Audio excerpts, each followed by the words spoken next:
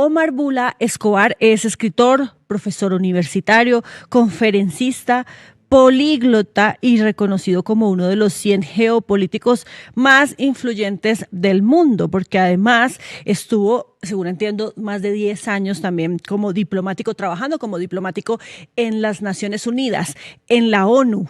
Creo que tenemos ahí ya la foto de él para que la compartamos inmediatamente, por favor, porque el nuevo ministro, el señor Bula Escobar, pues tiene bastante experiencia en este tema diplomático, pero también tiene bastantes trinos, mensajes que han generado justamente toda la controversia en las últimas horas, porque ¿qué tal el nivel de opiniones, Mariana, de este señor, del nuevo canciller de Colombia? Aquí no estamos hablando simplemente de un funcionario que ha puesto más de 500,000, según entiendo y según leí por ahí, más de 500,000 mensajes a través de sus redes sociales con diferentes posturas, sino de unas posturas que muchos consideran radicales, completamente extremas y que además pueden también generar problemas en su gestión como canciller. Porque, por ejemplo, él se ha pronunciado muy duro sobre el tema de un presunto fraude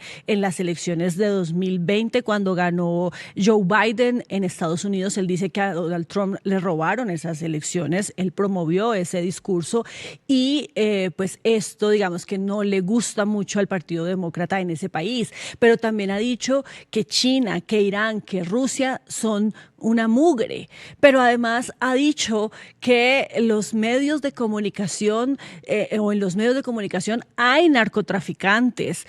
No le gusta, parece, la libertad de prensa al nuevo canciller, y una de las cosas que también pueden considerarse lo más grave es que este personaje ha opinado también en su cuenta de X que el presidente colombiano, Gustavo Petro, debería correr con la misma suerte de Nicolás Maduro, quien, recordemos, está en este momento capturado por Estados Unidos.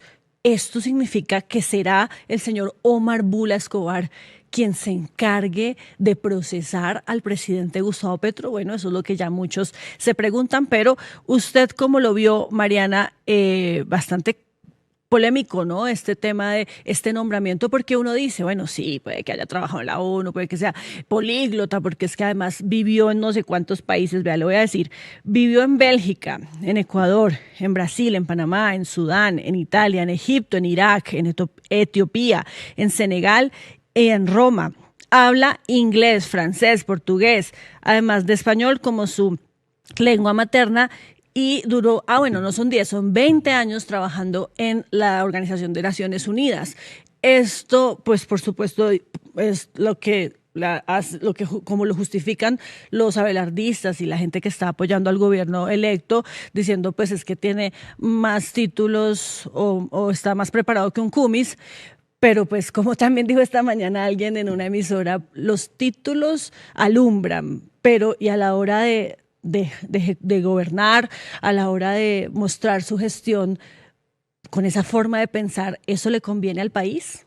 Yo no sé, ¿usted qué cree? Buenos días, Paola. Buenos días a todas las personas que se conectan en este momento con nosotras en De Frente. Un nombramiento que es bastante cuestionable. El designado canciller niega el cambio climático, niega el COVID, niega la agencia de las ONGs que defienden los derechos humanos, cree que el globalismo es una conspiración maligna, así como ha incluso llegado a deslegitimar el racismo. Sobre ese discurso de fraude electoral que usted mencionaba, The New York Times también publicó que fue toda una estrategia que Bula habría creado con desinformación, que habría creado unos discursos bastante violentos para deslegitimar esas elecciones e instaurar la narrativa de fraude electoral, porque lo hizo además para un público, una audiencia, una ciudadanía de habla hispana. Es decir, fue toda una estrategia, según lo denunciaron en ese medio, que en 2020 pues gestó este señor para posicionar este discurso de fraude electoral, el mismo que hoy le están criticando, por ejemplo, a Gustavo Petro.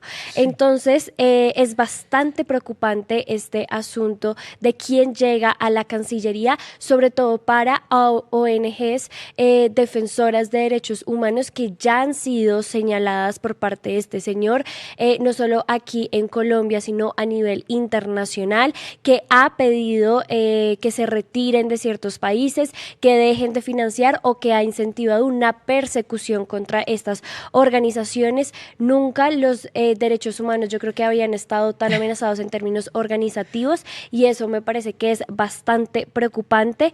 Así que bueno, un personaje muy, muy cuestionable, pese a lo que usted venía diciendo, los títulos, que hable 70,000 idiomas, que haya vivido en muchos países, pues los discursos con los que llega a la Cancillería son bastante preocupantes. Dice aquí Ariel Caicedo Reyes 1971 en nuestro chat, tiene más cartones que una invasión. Ay, qué horror. Pero sí, Mariana, y sobre todo porque, a ver, tanto que le preocupa al señor Abelardo de la Espriella, nuestro presidente electo, el hecho de que Colombia mantenga una buena relación con Estados Unidos, pues porque Estados Unidos es además su segundo país, ¿no? Recordemos que él tiene ciudadanía estadounidense. Y aquí hay un tema que planteaban también esta mañana en varios medios de comunicación, y es que en noviembre de este año hay unas elecciones legislativas en Estados Unidos, y es muy posible, muy probable que el Partido Demócrata vuelva a ganar las mayorías. Y teniendo las mayorías, también es muy posible que en 2 años, cuando se vaya el señor Donald Trump o cuando acabe este gobierno de Donald Trump, pues también vuelva a la cabeza de la Casa Blanca o una persona del Partido Demócrata. Y entonces hay que... porque el Partido Demócrata no es que esté muy contento con estas afirmaciones que hizo el señor Omar Bula Escobar en su momento, diciendo pues que Biden prácticamente se robó las elecciones y que se las robaron a Donald Trump, ¿no? Entonces ahí también se va a generar un problema, una diferencia. Bueno, obviamente no sabemos si en 2 años él va a seguir siendo el canciller, pero por lo menos en noviembre de pronto sí. En noviembre de pronto sí, todavía está, y en noviembre es cuando son las elecciones en donde el Partido Demócrata puede volver a ganar esas mayorías en el Congreso. Entonces, ahí es donde uno se pregunta o donde uno piensa lo mismo que pasaba con Gustavo Petro cuando hacía nombramientos polémicos. Oigan, de tantas hojas de vida, tenía que ser esa la que le pareció mejor. ¿Por qué no evitarse problemas? ¿Por qué no evitarse líos que incluso pues, pueden poner en riesgo la relación de Colombia con el primer socio comercial que tiene el país, que es Estados Unidos? Entonces, bueno, más adelantico les vamos a hablar más sobre el canciller, porque además vamos a tener una invitada que nos va a ayudar a entender un poco más qué significa que este personaje llegue al Ministerio de Relaciones Exteriores, que además es bien importante porque uno también a veces piensa como canciller, eso está como por allá lejos, pero no, es la persona encargada de manejar las relaciones y la diplomacia de Colombia con el mundo, Obviamente no solo con Estados Unidos, aquí por eso también hay un problema cuando él se pronuncia tan fuerte, por ejemplo, contra China, contra Rusia, contra Irán. ¿Por qué? Porque esa... bueno, y además es pro Netanyahu, me imagino que entonces para él no hubo un genocidio por parte de Israel contra Palestina, y también será el encargado de eso que ustedes hablaban el otro día aquí con Julián, restablecer esas relaciones de Colombia con ese país, que eso también es bastante peligroso. Bueno, pero antes de seguir hablando de otros temas y presentarles más secciones hoy aquí en De Frente, veamos el video, porque no falta, ¿no?, la película, el tráiler con el que nos presentó ayer el gobierno de Abelardo de la Espriella a nuestro nuevo canciller. Colombiano, con 20 años al servicio de la diplomacia en Ecuador, Brasil, Panamá, Sudán, Italia, Egipto, Irak, Etiopía, Senegal y Roma. Después de ejercer la diplomacia en medio de 3 guerras, liderar misiones de servicio humanitario para detener hambrunas y crisis en salud, después de nunca haber recibido un peso del Estado colombiano, ni haber estado en la política, de conocer y liderar las grandes decisiones globales, después de tener la mente en el mundo y el corazón en la patria, llega un nuevo horizonte para Colombia, para que vuelva a ser el país y no solo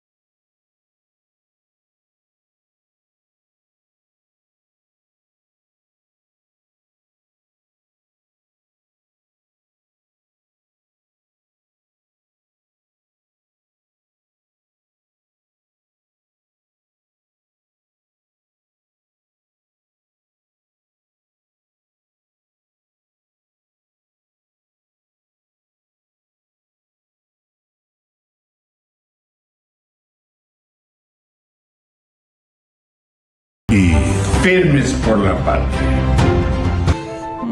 No. La música, ¿no? La música, sí.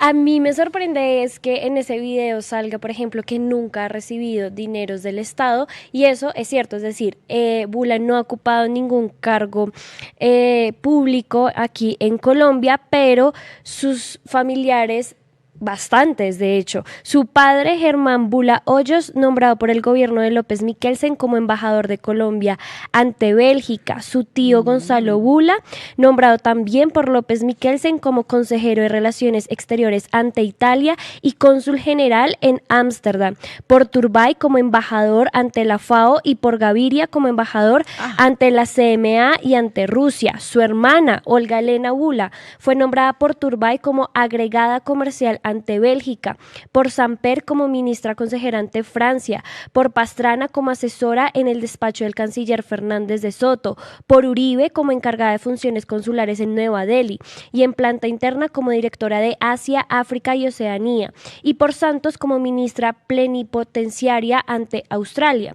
Y su hermano también, Germán Alberto Bula, fue nombrado por Pastrana como embajador ante Venezuela. Es decir, aquí otra vez se cae este discurso de los nunca, pues porque sabemos que venimos una familia de los de siempre, además de los de siempre en relaciones exteriores, en diplomacia, en relaciones con otros países. Entonces, bueno, yo creo que a ese video se le omitieron bastantes cosas. Sí, y lo que usted mencionaba ahorita, que es negacionista, antiderechos, ¿qué más fue lo que usted dijo? Niega el COVID, niega, también deslegitima el racismo, bueno, tiene un listado bastante largo. Y nosotros les tenemos los trinos, ya se los vamos a poner más adelantico, porque justamente cuando se conoce, bueno, ayer cuando se conoce este nombramiento, pues lo que sale a relucir son estos mensajes que él puso a través de su cuenta de X, en donde pues no solamente se ha pronunciado, o más bien estos pronunciamientos no son como muy de años atrás, del pasado, como que uno podría decir, bueno, pero de pronto ya reflexionó, ya cambió de opinión, ya es una persona un poco más sensata. No, señores, hay trinos de incluso hace un mes, en donde él pues dice todas estas cosas que suenan bastante preocupantes. Y lo que hablábamos también, Mariana, el hecho de que sea este personaje quien se va a encargar de extraditar a Petro, ¿será que eso sí va a pasar? ¿Será que vamos por esa línea? Porque igual Abelardo de la Espriella insiste en que él quiere judicializar a Petro y él se mantiene en este mensaje, en esta narrativa de decir pues que Gustavo Petro ha cometido delitos y que tiene que responder y lo quiere llevar ante la justicia estadounidense. Esto también podría ser una labor que le va a asignar al señor Omar Bula. Ya lo veremos. Esperemos que no. Pero mire, hablando justamente de Petro, de lo que él pues va a hacer cuando termine su periodo presidencial, de los procesos que hoy en día están llevándose a cabo en la Fiscalía General de la Nación contra su hijo, contra sus ministros, y otros temas. Vamos a estar en unos minutos aquí en el set de frente en Tercer Canal con el abogado Alejandro Carranza. Ustedes saben pues que él lleva varios procesos e incluso también él nos puede ayudar a entender un poco, a hablar sobre lo que se está denunciando frente al tema del fraude, algo en lo que sigue insistiendo el presidente Gustavo Petro. Ayer se conoció también, Mariana, la denuncia, o más bien demanda, porque la palabra correcta es demanda, que se interpuso por parte del abogado Luis Guillermo Pérez, con quien hablamos el pasado lunes. Una demanda bastante extensa, muy difícil de entender porque él se va por allá a unos conceptos y a unos términos que pues no tienen nada que ver con el hecho que está denunciando. Y digamos más bien pocas pruebas, ¿no? Pocas cosas que podrían demostrar que en efecto ellos tienen la forma de decir que sí hubo un fraude y que pues el Consejo de Estado también lo vea así. Vamos a ver si el doctor Carranza nos puede explicar un poco eso. Y le vamos a preguntar, ¿ustedes qué le quieren preguntar a Alejandro Carranza?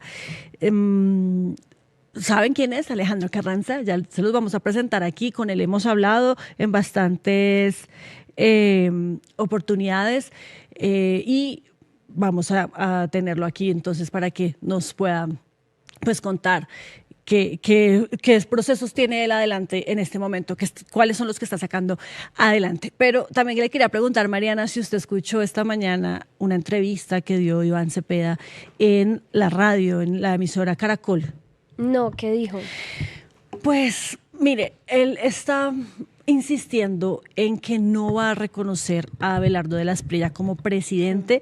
Él, en el caso en el que de la Espriella pues no renuncie a la ciudadanía estadounidense antes del 7 de agosto, que sería la posesión. Pero además, hasta que no se aclare el tema de su posible relación con agencias internacionales de inteligencia, internacionales o bueno, estadounidenses.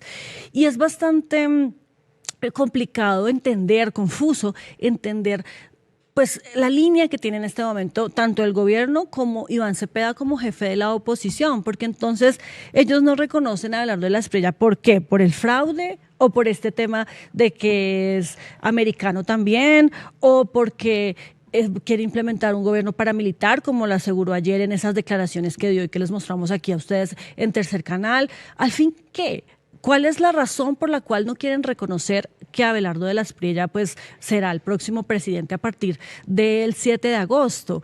Y lo más como flojo que me parece a mí es bueno, más que flojo, lo más triste es la actitud también que está tomando Iván Cepeda, quien se nota muy soberbio. Él ya no quiere aceptar ninguna crítica, no quiere aceptar que le digan pues que acepte que perdió y pues más bien tiene como una reacción bastante a la defensiva de cuando se le pregunta pues cuál es la verdadera razón por la que él está argumentando que para él no es Abelardo de la Espriella el presidente, aunque también dice, yo sí soy el jefe de la oposición, y también dice, yo nunca he dicho que yo soy el presidente de Colombia. Lo que ha dicho Gustavo Petro es diferente y es una opinión de Gustavo Petro, pero yo nunca he dicho eso ni lo voy a decir. Pero de todas formas sí es bastante ambiguo su discurso con relación a qué va a pasar entonces a partir del 7 de agosto. Aquí dicen, Cepeda no dice que hubo fraude porque no se podría posesionar de senador.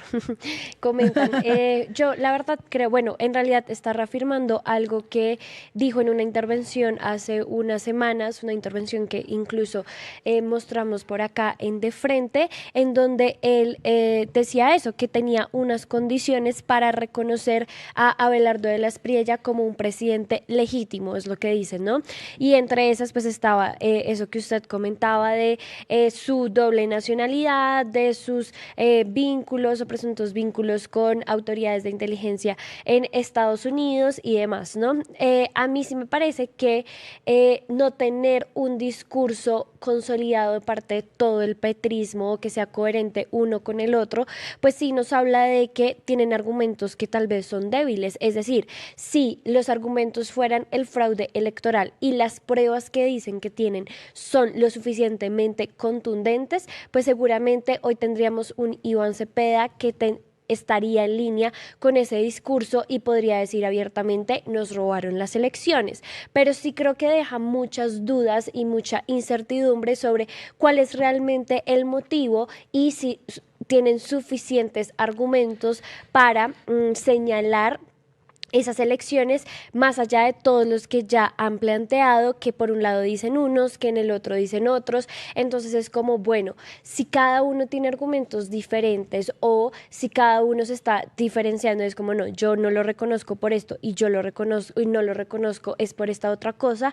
¿Qué es lo que está fallando ahí? Están fallando la falta de pruebas, están fallando los argumentos, están fallando la misma solidez de esos argumentos. Yo creo que ahí sí cambia bastante la narrativa, porque nadie sabe o hasta el momento no hemos escuchado respuestas claras. Aquí en el chat todo el tiempo nos dicen las evidencias son claras, las pruebas son claras. ¿Cuáles pruebas? ¿Cuáles? Porque yo no he visto el documento, digamos, de Gustavo Petro en donde diga como aquí esto es lo que muestra, aquí se vio el fraude en tal puesto de votación, en tal otro se demostró que Abelardo de la Espriella compró. Él habla de un algoritmo y de inteligencia artificial. Listo, ¿dónde están las pruebas de ese uso del algoritmo para el fraude? ¿Dónde está esa evidencia? Es decir, hasta este momento ninguna persona del pacto histórico la ha publicado.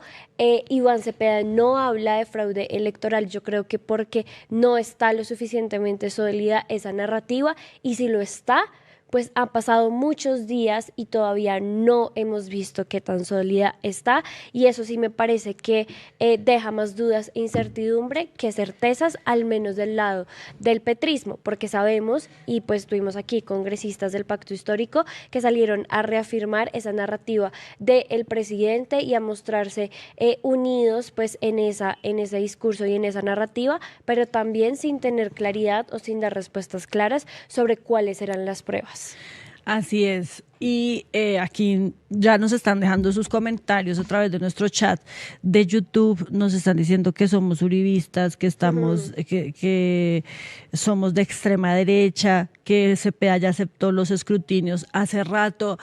Señores, gente, audiencia querida de Tercer Canal, yo los invito a que ustedes mismos escuchen a Iván Cepeda. Además, bueno, ya ustedes verán si lo quieren hacer en otros medios de comunicación, porque aquí ha sido imposible.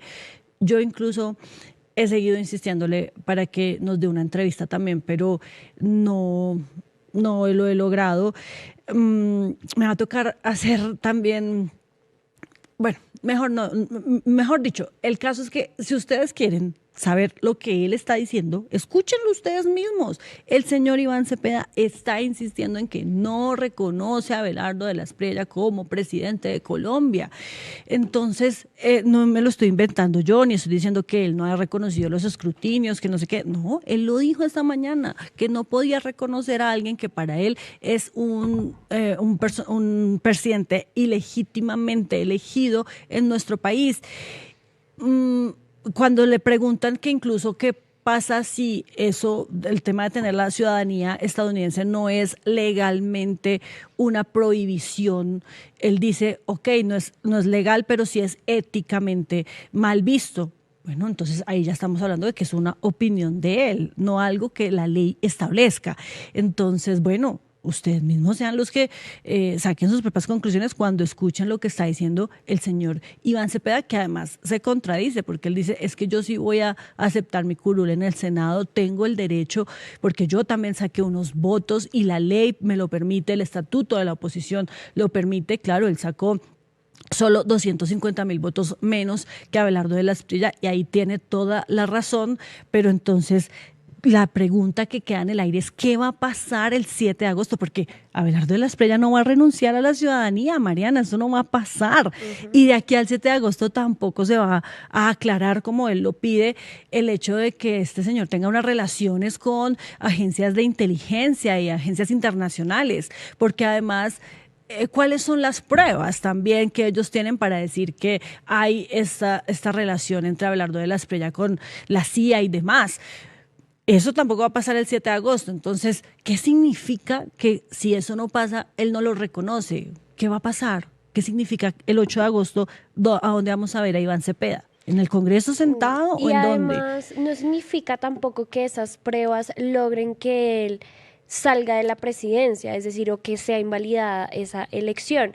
Claro, creo que se sumaría a un escándalo más de Abelardo de la Espriella, le restaría legitimidad en un sector amplio de la sociedad, tendrían que hacer investigaciones pertinentes y demás, pero eso tampoco frena la posesión de Abelardo de la Espriella el 7 de agosto, ¿no? Entonces, yo creo que sí es bastante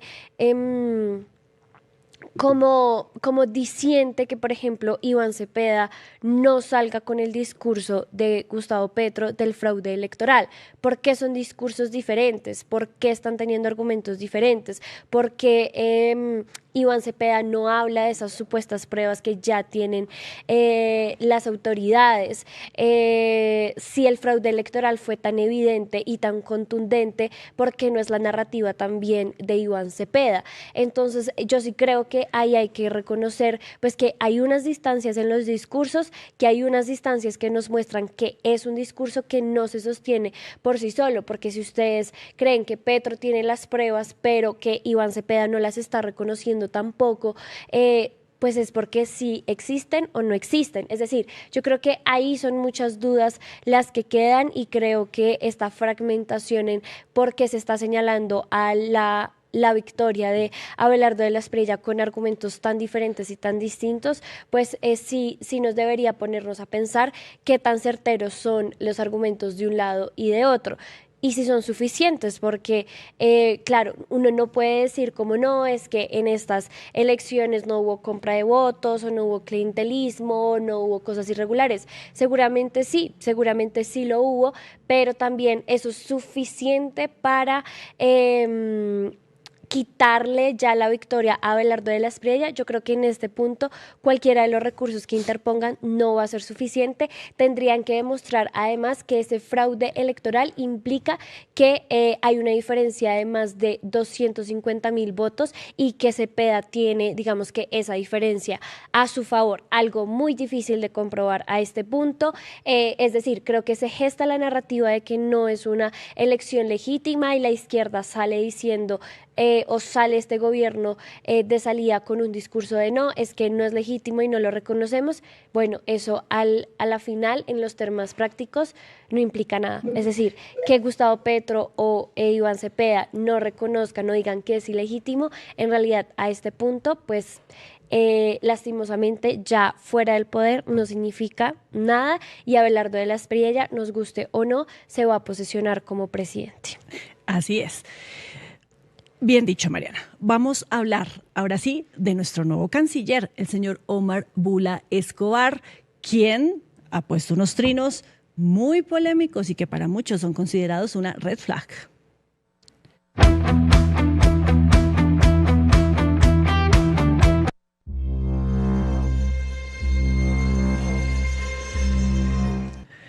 Omar Bula Escobar, lo decíamos, es el nuevo canciller de Colombia, quien ha sido designado por parte de Abelardo de la Espriella como ministro de Relaciones Exteriores a partir del 7 de agosto, cuando llegue ese gobierno a la Casa de Nariño, o bueno, a donde sea que lleguen, porque también parece que el presidente Abelardo de la Espriella no va a gobernar desde allí, así como no se va a posesionar en el Congreso de la República, sino en una guarnición militar. Ayer también le preguntaron eso los medios de comunicación en la ciudad de Cúcuta, donde se encontraba haciendo este primer empalme regional, y él insiste que va a hacer esta posesión en una guarnición militar. Lo que se ha dicho también es que él no ocuparía la Casa de Nariño, no llegaría a vivir a la Casa de Nariño como hacen todos los presidentes, aunque no, mentira, Duque no vivía ahí, ¿cierto? Me parece que Duque tenía su apartamento también aquí en el norte de Bogotá, pero más allá de vivir allí o de pernoctar en la Casa de Nariño, lo cierto es que sí, los presidentes gobiernan desde allá, allá tienen su despacho, allá se reúnen con la gente, allá es donde atienden también todas las gestiones, las cuestiones que tienen que ver con el gobierno, y lo que parece que quiere Abelardo de las Preyas cambiar eso y no hacerlo desde la Casa de Nariño. Pero hablemos del canciller, porque ya está conectada con nosotros Sandra Borda. Ella es analista internacionalista y experta en todos estos temas, y además la vimos ayer, Sandra, profesora Sandra, con los buenos días también, recopilando todos estos mensajes, esos trinos que a través de su cuenta de X ha puesto el nuevo canciller. Muy buenos días. Hola, Pablo, muy buenos días. ¿Cómo están todas? Muy bien, muchas gracias, profesora Borda. Hablemos de este personaje, del perfil de Omar Bula Escobar. ¿Usted qué piensa sobre la llegada de él al Ministerio de Relaciones Exteriores? Pues requirió ciertamente, y como lo mencionabas, una buena dosis de investigación ayer, porque por la mañana, cuando fue anunciado como canciller, la comunidad de gente que se dedica al estudio de las relaciones internacionales en Colombia estaba un poco despistada porque no lo conocía.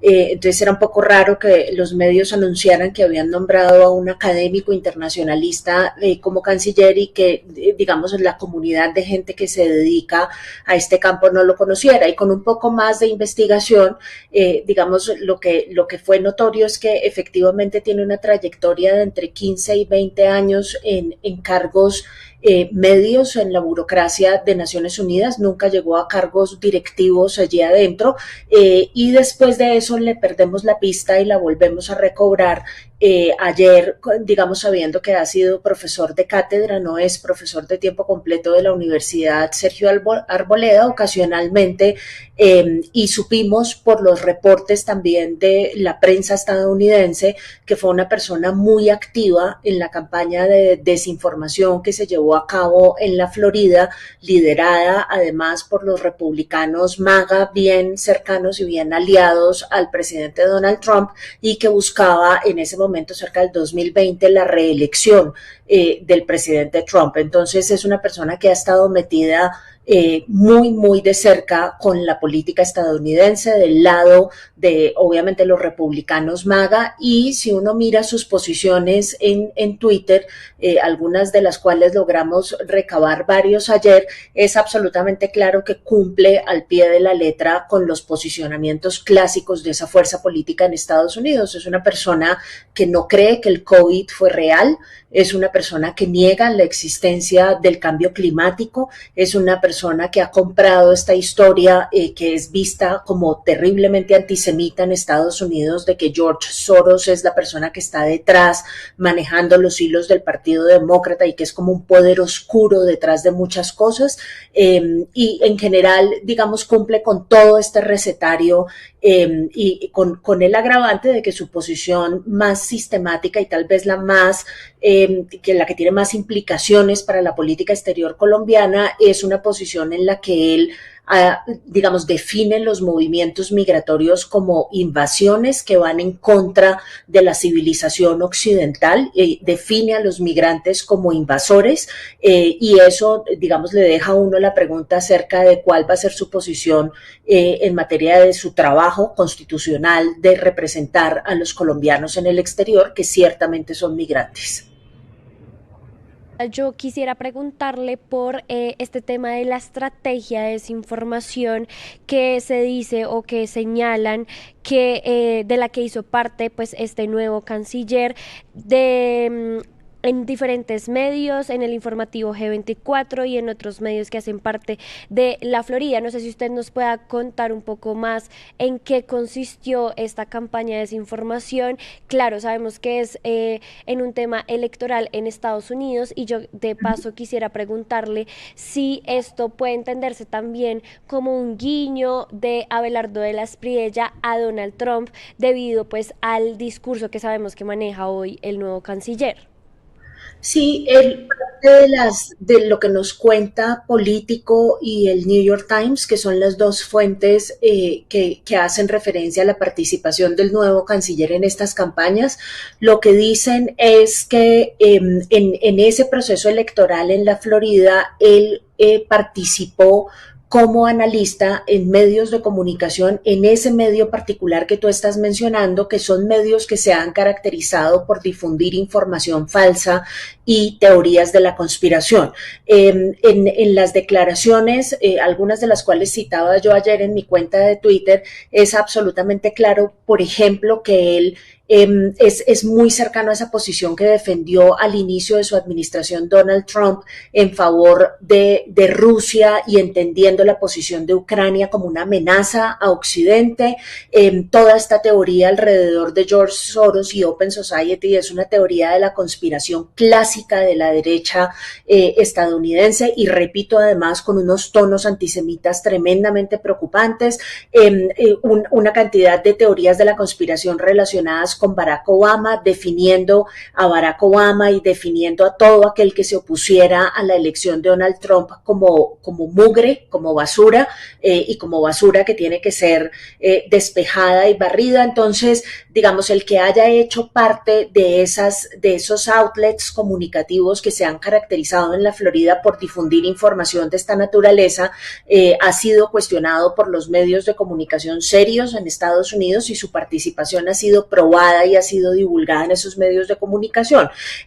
Lo que quiere decir que él definitivamente es del seno del establecimiento estadounidense MAGA en la Florida y es muy cercano a ellos y creo que el hecho de que haya sido nombrado canciller siendo una persona mucho más conocida en la Florida de lo que es en Colombia, pues ciertamente es un gesto del presidente en favor de cimentar esa alianza irrestricta con la administración Trump, que no sabemos cómo va a resultar después de las elecciones al Congreso en noviembre en Estados Unidos y después, obviamente, de las elecciones presidenciales en Estados Unidos, que es muy poco probable que gane otra vez el Partido Republicano.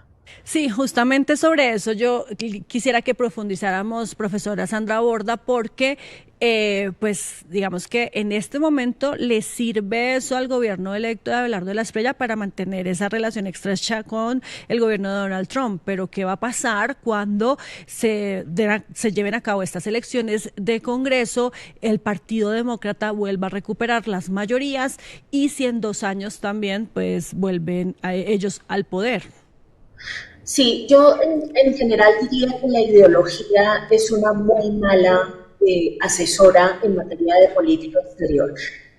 Esquema es un esquema que nosotros ya ensayamos en el pasado y que tiene un problema grave y es justamente que por no apostarle a lo que ha hecho Colombia durante toda su historia, que es tratar de construir, aunque sea un consenso mínimo bipartidista en Estados Unidos en favor de una relación bilateral medianamente funcional, pues en la situación en la que nos deja es básicamente que podemos estar muy cerca en un momento y terminamos tremendamente aislados en otro. Parte de eso nos sucedió cuando un sector del centro democrático durante la administración de Iván Duque decidió, el ex vicepresidente Francisco Santos, la senadora María Fernanda Cabal y otros tantos decidieron irse a Estados Unidos y hacerle campaña a Donald Trump también en el sur de la Florida, cosa que el Biden a su llegada castigó muy fuertemente. No, recuerden ustedes que tuvimos un escenario en el que no hubo relaciones bilaterales, no hubo llamadas telefónicas, digamos, los demócratas decidieron cerrar completamente el entendimiento con Colombia en ese momento. Entonces, creo que no es una apuesta pragmática, creo que no es una forma de construir política exterior que esté pensada en el largo plazo, que esté pensada estructuralmente y diría además que en conjunto con el nombramiento de la ministra de Educación, esta preocupación permanente del nuevo canciller que se la oí ayer en una entrevista que dio por mantener los valores judeocristianos occidentales y hacer de eso una herramienta de política exterior le añade mucho ruido a nuestro proceso de inserción en el sistema internacional. Nosotros somos un país de renta media, no somos una potencia en el sistema internacional y meterle toda esta cantidad de componentes ideológicos y religiosos a nuestra política exterior no facilita, sino que al contrario, obstaculiza y restringe las posibilidades que tenemos de aprovechar las oportunidades del sistema internacional. Profesora Borda, yo también quería preguntarle por una de las manifestaciones que también ha sido muy polémicas por parte del presidente electo, y fue su propuesta de salirse de organismos internacionales como la ONU, que por ejemplo Colombia ya no hiciera parte de la ONU. Y eso que el canciller trabajó allá 20 años, ¿no? Exactamente, y a eso va mi pregunta. ¿Es este nombramiento una eliminación, por ejemplo, ya una desestimación de esta propuesta, o todo lo contrario? Pues ayer le estuve viendo una entrevista que le concedió a Yesid Lancheros en Semana, y le hacían justamente esa pregunta, y él decía, y digamos con unas imprecisiones que me resultan tremendamente preocupantes, viniendo de una persona que se supone que es experta en relaciones internacionales. Decía, yo digamos tengo que estudiar la situación, y dijo literalmente, Naciones Unidas es un lugar digamos, donde hay una producción normativa importante en el sistema internacional, y eso puede hacer que nuestro retiro de ahí sea complicado. En cambio, la OEA no produce normativamente nada, decía él, cometiendo un error gravísimo, porque el sistema interamericano en general es probablemente el segundo productor más importante de normativa alrededor de la democracia y los derechos humanos después de la Unión Europea. Pero en fin, digamos, esas son cosas que todas las puede aprender cuando llegue al ejercicio de su cargo. Lo preocupante de este asunto es que no parece muy documentado acerca de lo que Colombia está haciendo en el sistema internacional, y además tiene una noción que fue explícita durante la campaña también, según la cual nuestro servicio exterior y nuestra participación tanto en organizaciones internacionales como en relaciones bilaterales tiene que estar basada necesariamente por la extracción de beneficios de carácter comercial. Él decía ayer, si las embajadas no nos dan réditos comerciales, si nos cuestan más de lo que nos benefician en materia financiera, pues en materia de dinero cantante y sonante, las cerramos. Digamos, ahí hay un desconocimiento grandísimo de toda la dimensión puramente política de la forma como funciona la gobernanza global y el sistema internacional, y además hay un nivel de traslape enorme con las funciones que cumple el Ministerio de Comercio Exterior. Ya tenemos un ministerio que está a cargo de consolidar nuestros lazos comerciales con el sistema internacional. La ocupación de la Cancillería ciertamente tiene que darse en coordinación con el ministerio, pero no es digamos, no es la misma labor del Ministerio de Comercio Exterior. Creo que él ha pasado mucho tiempo fuera del país, y eso en las entrevistas que le vi ayer es absolutamente claro. Creo que es más conocido en la Florida que acá en Colombia, y le va a tomar un tiempo grande, va a ser una curva de aprendizaje lenta, informarse de cómo funciona la institucionalidad colombiana y concretamente de qué es lo que estamos haciendo en los foros multilaterales. Por fortuna, ayer hizo dos compromisos claros. Dijo que esa decisión iba a ser una decisión puramente pragmática, que no iba a estar pasada por la ideología. Después de todo lo que le he escuchado, me cuesta un poco trabajo creer que eso sea cierto, pero cruzo los dedos.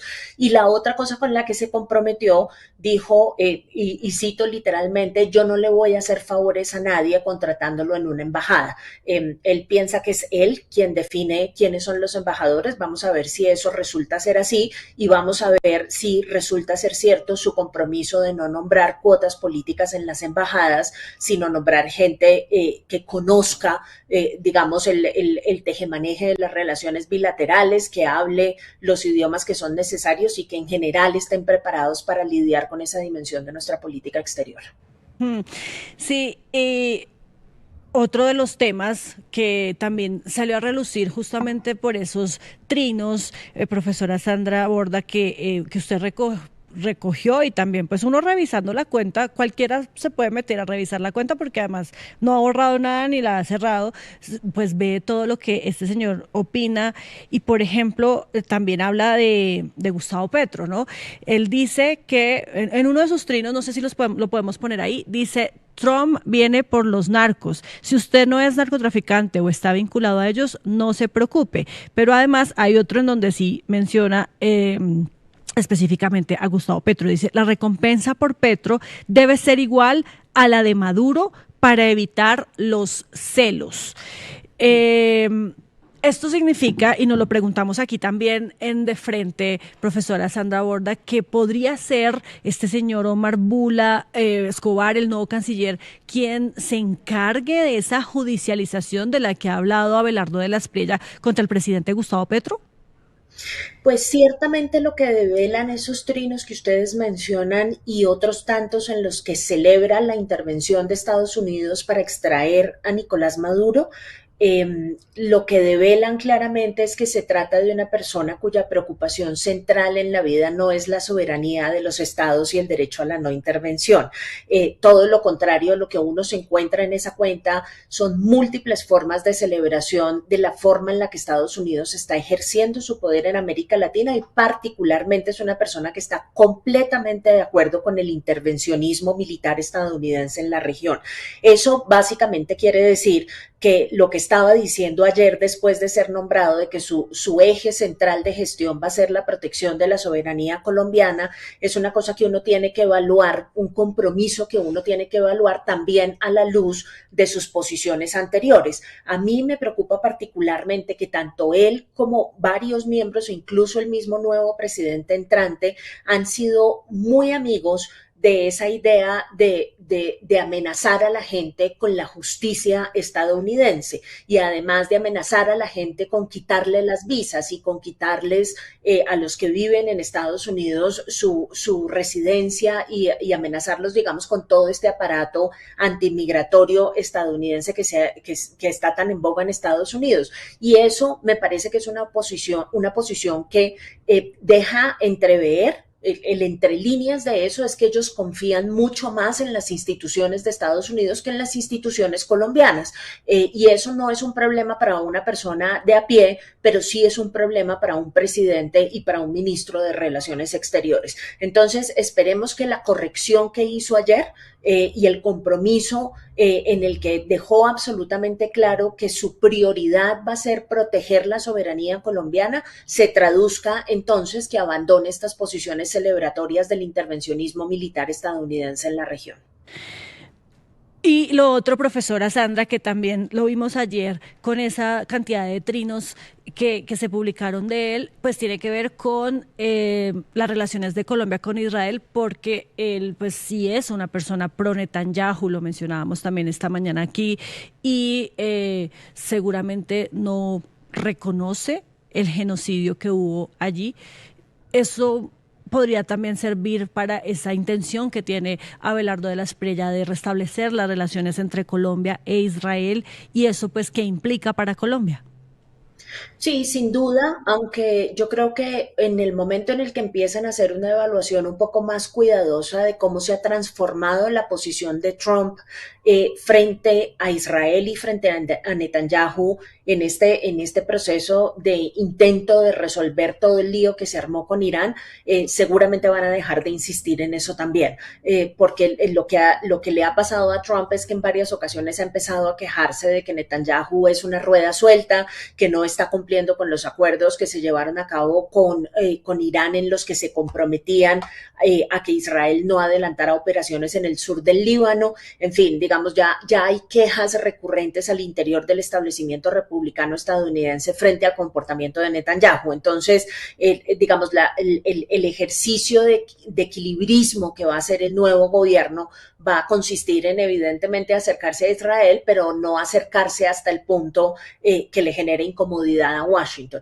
Nuestra política exterior, a juzgar por el nombramiento de ayer y por las múltiples posiciones de Abelardo de la Espriella, van a estar guiadas nuestras decisiones de política exterior por un solo factor, y es qué tanto le signifiquen comodidad o incomodidad a los republicanos MAGA en Estados Unidos. Ese va a ser el criterio de aquí en adelante. Y es un criterio tremendamente problemático, porque lo que debería estar guiando nuestras decisiones de política exterior es una definición clara de nuestro interés nacional y no la necesidad de satisfacer las expectativas del gobierno de Estados Unidos. Pues ahí está.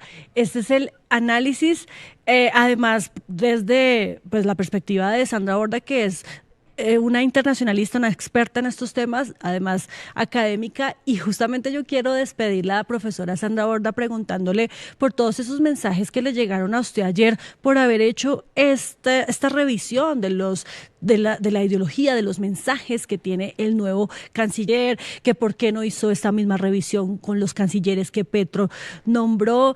Y bueno, ya digamos que aquí lo que se ve es que las personas de la extrema derecha son las que van a empezar a atacar a quienes cuestionen o medio cuestionen algo de este nuevo gobierno, ¿no?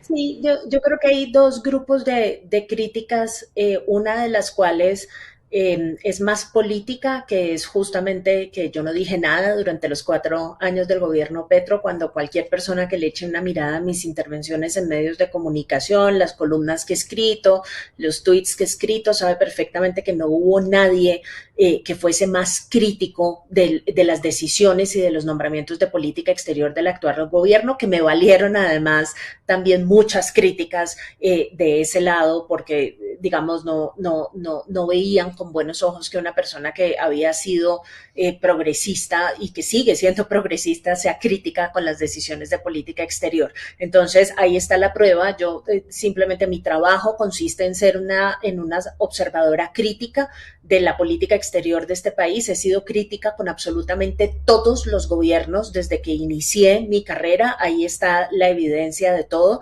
y una de las razones que me permiten tener ese tipo de actitud y ese tipo de independencia frente a las decisiones políticas es justamente que nunca he tenido vínculos con el Estado Nacional colombiano que marquen mis posiciones de ningún tipo, y además nunca he tenido interés en tenerlos. Entonces eso me da un margen de independencia con el que cuentan pocos. Y la otra parte de las críticas sí son unas críticas de género, Paola, que digamos, eso es una cosa cultural contra la que es muy difícil pelear, porque cada vez que las mujeres tomamos la decisión de ser críticas frente a una decisión o frente a un nombramiento, la lectura inmediata es que nuestra crítica está mediada por una falta de control sobre nuestras emociones. Entonces, o es porque soy envidiosa, o es porque tengo un problema personal con el nuevo canciller, quien ni siquiera sabía quién era ayer cuando lo anunciaron, porque eso es lo que pasa cuando las mujeres hacemos crítica, que es muy difícil para mucha gente entender que nosotras podemos construir pensamiento racional de la misma forma en la que lo hacen los hombres,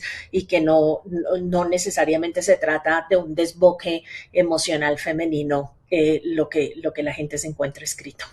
Sí, y a mí me llamó la atención, me gustó un trino que usted le responde a alguien que le dice: la profe Sandra Borda está obsesionada con el nuevo canciller, y usted le pone pues un tris de control político, ya que la izquierda no puede hacerlo por falta de autoridad moral. Profesora Sandra Borda, muchísimas gracias por este tiempo aquí en De Frente. A ustedes es un gusto verlas y hablarles. Tengan un buen día. Gracias. Ayúdanos a seguir con nuestra labor periodística a través de nuestro NECI 310-779-3518.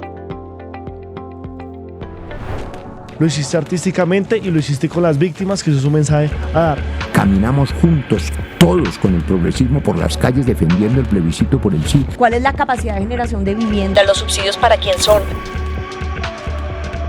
Diciendo que le vamos a quitar los privilegios a los políticos. La política no descansó este fin de semana con estos personajes señalados por corrupción. Sí, señora, sí, señores. Llega a la central. Este espacio semanal que hemos concebido para reflexionar sobre asuntos coyunturales. Allí vivía la familia de Pablo Escobar Gaviria.